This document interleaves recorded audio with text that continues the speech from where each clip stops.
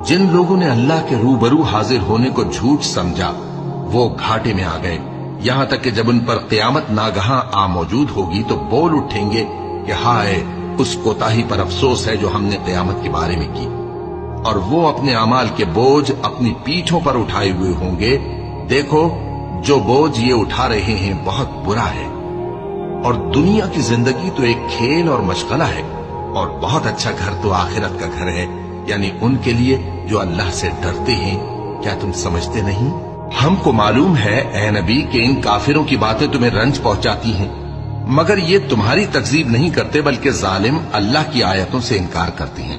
और तुमसे पहले भी पैगंबर झुटलाए जाते रहे तो वो तकजीब और ईजा पर सब्र करते रहे, यहां तक कि उनके पास हमारी मदद पहुंचती रही, और अल्लाह की बातों को कोई भी बदलने वाला नहीं।